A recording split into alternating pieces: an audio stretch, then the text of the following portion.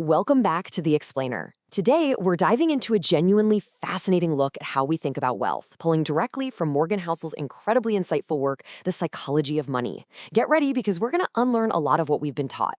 You see, society overwhelmingly pushes this idea that finance is a math-based field. We're told practically from day one that if we just plug the right data into the right formula, boom, we'll get rich. But the reality? It's actually quite different.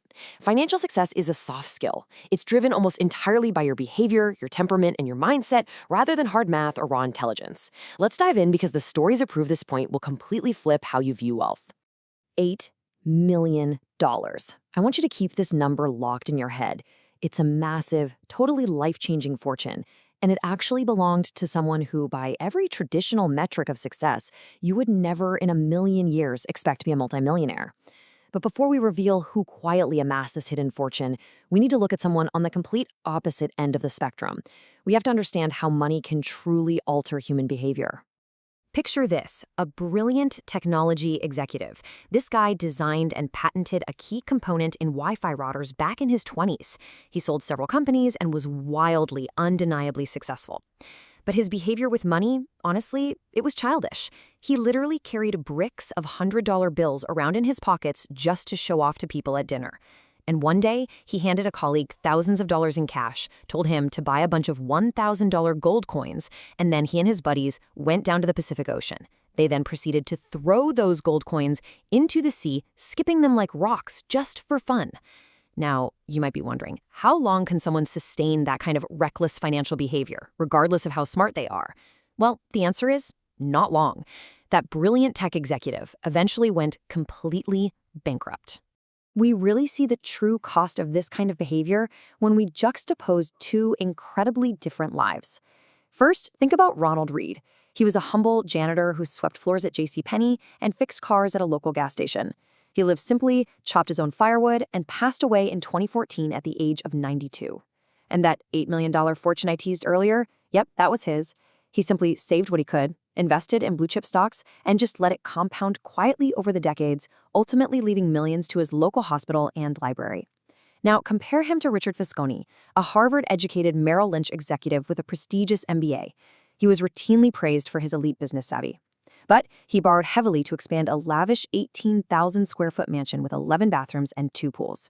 When the 2008 financial crisis hit, his high debt turned his massive fortune to absolute dust, and he filed for bankruptcy.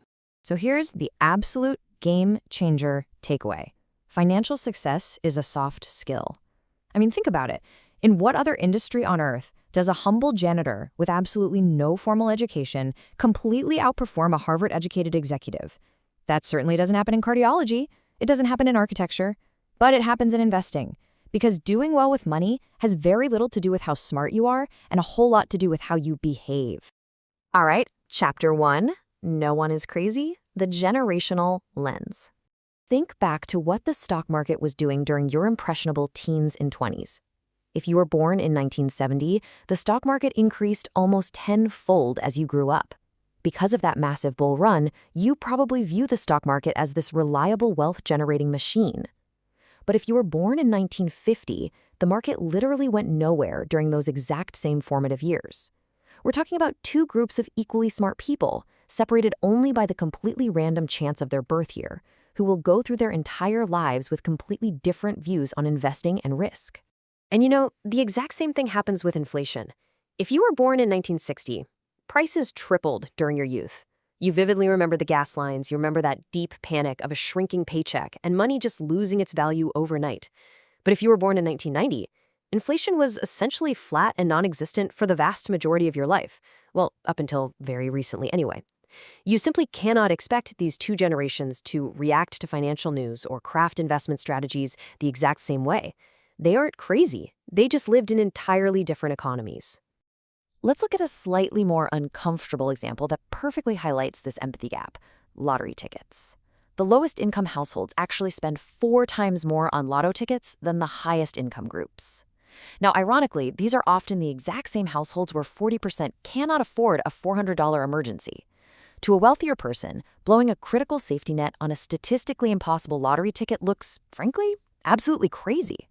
But step into their shoes for just a second. If building meaningful savings feels permanently out of reach, and paying for college without crippling debt seems entirely impossible, buying a lottery ticket is the only time they can hold a tangible dream of getting the good stuff that wealthier people just take for granted. You don't have to agree with the math at all, but you can see how it makes total sense within their unique mental model of the world. When you zoom out historically, we're literally all just newbies at this. The modern foundation of money decisions is practically an infant. Think about retirement. The whole concept of stopping work entirely and living off accumulated capital, that is brand new in human history. The very first Social Security check was only cashed in 1940. The 401k, which is the absolute backbone of the American retirement system, didn't even exist until 1978. And the Roth IRA, born in 1998, it's barely old enough to drink. We're all just out here trying to navigate a deeply complex emotional landscape using financial concepts that have only been around for a few short decades. Moving on to Chapter 2, the sibling forces, luck and risk. 1 in a million. I mean, those are staggeringly rare odds, right? I want to use this number to tell you the incredible and contrasting stories of two brilliant high school students who encountered the absolute extremes of both luck and risk. It really shows us that outcomes are rarely just the result of individual effort. Take Bill Gates, for example. Back in 1968, there were roughly 303 million high school-age kids in the world. Only about 300 of them attended Lakeside School in Seattle, literally the one high school that had the cash and the sheer foresight to buy an advanced computer. That is 1 in a million luck. Gates himself readily admits, if there had been no Lakeside, there would have been no Microsoft. But then you have his best friend Kent Evans. By Gates' own account, Kent was the smartest student in the class. He shared Bill's endless ambition, and they used to stay up late scheming about being CEOs together. Kent easily could have been a founding partner of Microsoft, but he died tragically in a mountaineering accident before ever graduating high school. The odds of dying on a mountain in high school? Roughly 1 in a million. It's the exact same magnitude of force, just working in the exact opposite direction. There's this fantastic quote by Scott Galloway that really hits the nail on the head here. Nothing is as good or as bad as it seems. You know, when we judge other people's financial success or when we're agonizing over our own failures, we love to attribute it all to hard work or terrible personal decisions. But the reality is, we're all just one person in a massive game played with 7 billion other people and infinite moving parts. Luck and risk are essentially doppelgangers. You simply cannot believe in one without respecting the immense power of the other. And because of that, there's a razor-thin line between being bold and just being reckless in the business world.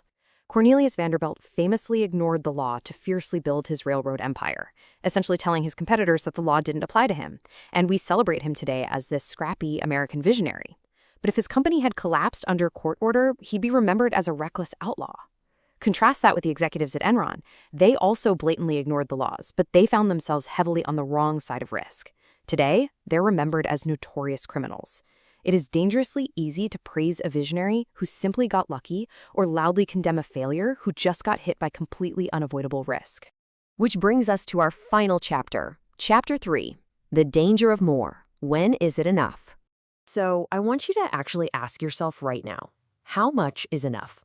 It sounds like a remarkably simple question, but failing to answer it honestly has caused the total downfall of some of the most highly successful individuals in modern history. Take a look at Rajat Gupta. The guy's life story is absolutely phenomenal. He was orphaned as a teenager in the slums of Kolkata, yet he rose to become the highly respected CEO of McKinsey. He partnered with Bill Gates on global philanthropy. He sat on the board of 5 major public companies. By 2008, he was worth a staggering $100 million. Let's put that into perspective for a second. A 5% return on that money generates $600 an hour, 24 hours a day, for the rest of his life. He had definitively won the game. He had absolute financial freedom. He had more than enough. But here's the kicker. To Gupta, $100 million just wasn't enough. Sitting on the Goldman Sachs board, surrounded by elite private equity tycoons, he desperately wanted out of the hundreds of millions circle. He wanted into the exclusive billionaire circle. So during the tense depths of the 2008 crisis, when he learned Warren Buffett was secretly planning a $5 billion lifeline investment into Goldman Sachs, Gupta literally hung up the phone and immediately leaked the confidential information to a hedge fund manager. They made $17 million in illegal insider profits. It was incredibly easy money, for sure, but it cost Gupta absolutely everything. He went to federal prison and his lifelong legacy was irrevocably ruined. all because he didn't know the definition of enough. And he's definitely not the only one. I mean, we all know the name Bernie Madoff. He's the most notorious Ponzi scammer in modern history. But what is almost totally overlooked is that, well before his massive crime, Madoff actually ran a wildly successful, completely legitimate market-making business. At one point, his firm handled 9% of the New York Exchange's total daily volume. He was already phenomenally rich and highly respected on Wall Street. But again, he fell victim to the exact same psychological trap. He pushed way past the boundary of enough, right into the dark realm of the criminal. Let's wrap up with this lingering thought from the book. There seems to be no limit today on what enough entails. True financial success isn't about running the fastest on a relentless treadmill that never actually stops. It's a soft skill. It's about developing empathy for how other people view the world, deeply respecting the massive and unpredictable roles of luck and risk, and most importantly, clearly defining what enough means to you before the blind pursuit of more costs you absolutely everything you already have. So, what does your enough look like?